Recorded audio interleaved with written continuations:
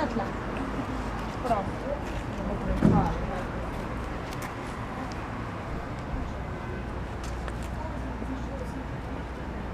No, ta pa zdaj kadar, ko bi pokvarila. Ja. Spet prina.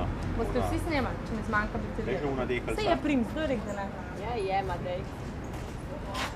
Upam, da bo. En, dva.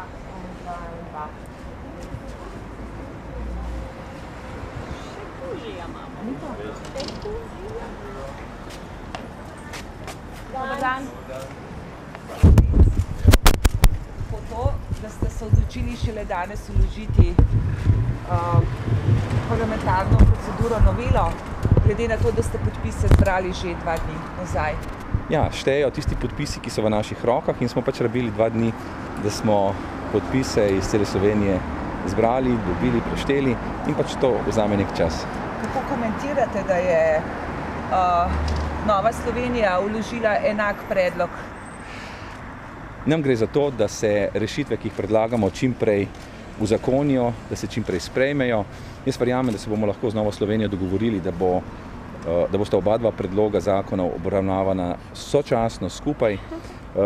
Nekaj v to smer smo se že pogovarjali z Novo Slovenijo. Jaz bom takoj po tej vložitvi poklical tako Ljudmilo Novak kot ministrico in se bom skušal dogovoriti, da bi uskladili predlog, ki bi ga lahko potem v Državnem zboru vsi skupaj podprli. Se pravi, tako ministrstvo kot predlagatelja zakonov in seveda velika večina poslank in poslancev. Gre za otroke, gre za stare starše in verjamem, da tukaj bomo uspeli preseči delitve na levo od desno in da bo v resnici ta nujno potreben zakon čim prej sprejet. Čem se vaši predlogi razlikujejo od predlogov Nove Slovenije? V smislu rešitev in ciljev gre za zelo podobne stvari, morda kakšne nianse, ampak verjamem, da vse to lahko v pogovoru odpravimo in v resnici pridemo do skupnega predloga, ki ga bi potem kot skupen predlog obravnaval tudi Državni zbor. Pravijo, da gre za politično obračunavanje, kako to razumete? Sploh ne. Sploh ne. Ne gre za nobeno politično obračunavanje, gre za to, kako v najkrajšem času sprejeti rešitve, ki bodo v dobro vnukov in starih staršev in ki bodo predvsem spoštovali temeljne človekove pravice vnukov. Kdaj lahko zakon začne veljati? Jaz verjamem, da lahko zakon začne veljati že novembra. Lahko končno poveste, torej, spravičujem kolegica, kaj predlagate? Ja, predlagamo to, da bi v primeru, da se staršema kaj zgodi, stari starši postali tisti, ki lahko v odnosu do države nekaj povedo, kaj ne se s temi otroki vnaprej dogaja, da lahko povedo svoje mnenje, da postanejo tako imenovana stranka v postopku. Predlagamo tudi možnost posvojitve vnukov strani starih staršev. Predlagamo tudi, da bi starši lahko izrazili svojo voljo, kaj ne se zgodi z otrokom, če se nima kaj zgodi. In pa predlagamo tudi odvzem roditeljske pravice v primeru, če se v družini za tistega družinskega člana, ki ubije sozakonca, partnerja, otroka, taščo ali tasta, ker se nam zdi, da človek, ki povzroči tako hudo krivico svojemu otroku, enostavno ne more več izvajati roditeljske pravice. Gre za to, da je, če nekdo ubije, na primer mamo, svojemu otroku, temu otroku prizadel neznansko škodo in mu je prizadel tudi hudo krivico in tak človek po našem trdnem prepričanju ne more potem iz zapora izvajati roditeljske pravice. Verjamem, da so to tako samoumevne stvari, da se velika večina državljank in državljanov s tem strinja in verjamem, da se bo strinjala tudi velika večina poslank in poslancev v Državnem zboru. Bi pa rad povedal, da je do danes svoj podpis, svojo podporo našim rešitvam oddalo skoraj da 8.000 ljudi. 7.898 ljudi, gre za 3 dni zbiranja podpisov, aktivnega zbiranja podpisov, gre za izjemno podporo in verjamem, da je to sporočilo, ki ga bo razumel tudi Državni zbor. Zdaj pa mogoče še nekaj kakšno besedo. Povedala, glede na to veliko številko, bi rada izrazila veliko hvaležnost, kar 7.898 krat vsem, ki so svoj podpis dali, pa vsem tistim, ki mi pravijo, da so žalostni, ki so ga mislili dati v naslednjih dneh. Tako da, če bi mi zbirali tistih 2 meseca, ko smo jih imeli na razpolago, nekje ocenjujem, bi imeli 80 ali 100 tisoč podpisov, tako da smo res hvaležni. Rada bi rekla, da simbolno podarjamo te podpise vsem vnukom in starim staršem, še posebej tistim, ki kakorkoli trpijo, ker jim ne pustijo imeti stikov ali medsebojnih odnosov, torej njihovih vezi, ki so tako dragocene, da jih izpolnjujejo. Tako in pravzaprav nekdo, ki je vrhu tega danes, so stari starši iz Pameč in koroški dečki. Njim gredo ti podpisi. Glejte, letos je krščansko leto usmiljenja in jaz osebno sem zelo vesela, da sem v tem letu lahko skupaj z Gibanjem za otroke si nekaj storila za tiste, ki danes trpijo. Hvala lepa tudi vsem delavkam, torej vsem zaposlenim na upravnih enotah, ki so v teh dneh delali z ljudmi, ki so prinašali svojo podporo. Moram reči, da tudi iz osebne izkušnje je šlo za resnično dober odnos, da so pomagali ljudem, kakor so mogli, in kar se meni vidi dragoceno, je to, da za nek družbeni proces, za nekaj dobrega stopimo vsi skupaj, tako državni organi, kakor tudi mi, civilna družba. Kaj pa pričakujete od državnega zbora? Od državnega zbora pričakujemo, da bo ta zakon sprejel.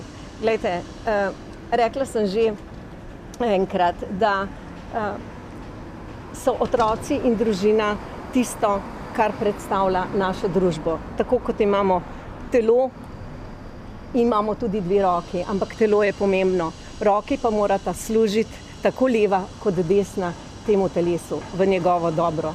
Se treba malo kdaj pobožati, ne tepst. In jaz srčno verjamem, da bomo, tako kot je rekel Aleš, od zdaj naprej šli torej tudi v poslanske skupine, predstavili in da bo ta zakon v dobro vseh otrok razrešen, da se ne bodo ponavljale take stvari, kot so zdaj. In ker smo hvaležni, še to, da vabim vse prijatelje, otrok, družin, torej ne jaz, ampak Gibanje za otroke in družine si na zahvalni tabor, ki bo 16. oktobra, je to nedelja? v nedeljo, kjer se bomo v enem sproščenem vzdušju srečali in pokazali, da Slovenija ima veliko upanje ravno v družinah, v otrocih. Slovenci so to pokazali tako na referendumu kot včeraj, da to cenijo, da je to naša dragocenost, tako da vabljeni. Zdaj točno lokacijo še sporočimo, jo še majčkeno iščemo in bomo obvestili. Torej, vas prosim, mediji, da to objavite, da bo prišlo čim več ljudi. Kaj boste pa naredili, če bo državni zbor gospod Brglez oviral postopkovno? Mi verjamemo, da ne bo. Kot rečeno, mi se bomo trudili za soglasje tako z Novo Slovenijo, da bomo kot skupen predlog lahko dosegli obravnavo obeh predlogov v državnem zboru. Kot rečeno, še danes pokličem ministrico Anjo Kopač Mrak, da tudi z njo začnemo postopek usklajevanja. Tako da verjamem, da če bomo uskladili predlog, da bo potem tudi z veliko večino v državnem zboru sprejel. Gre za to, da je to vnuki in stari starši rabijo, konkreten primer to kaže in verjamem, da če to razume velika večina ljudi v naši državi, da bodo razumeli tudi poslanke in poslanci. Domko, kakšne so novosti glede v primeru tako imenovanega Galjenskega primera z vzemom teh dveh dečkov, ki sta še vedno v Reviški Fužini? Trenutno se dogaja postopek dogovarjanja novih stikov. Za razsodbo še ne vemo. V Gibanju za otroke in družine smo pozvali tako predsednika Boruta Pahorja kot gospod Vlasto Nussdorfer, da zastavita svoj vpliv. Hkrati pa je ta primer seveda samo vrh ledene gore. V teh podpisih vidimo, da je takšnih primerov v Sloveniji veliko. Tudi jaz kot strokovni zastopnik starih staršev me ogromno ljudi kliče v zvezi s podobnimi primeri. Zato želimo v zakon vnesti. Ugotovili smo, da socialni delavci preslabo poznajo konvencijo o otrokovih pravicah, evropsko prakso. Stari starši so odličen del razširjene družine in njim želimo s tem dati svoje mesto tudi zakonodaji, da v bodoče takšni primeri ne bi bili več mogoči. hkrati pa bomo v odboru za varstvo pravic in človekovih pravic vnukov in starih staršev naredili vse, da bomo tudi, če bo potrebno z novim protestom, opozorili vladajoče na krivico, ki se dogaja v čustvenem področju tema otrokoma, za njen razvojni potencial in pa seveda tudi starima staršema. Najlepša hvala. A lahko še malo čakate, da smo slikamo Lahko, še, prosim. Daj, še malo slikamo.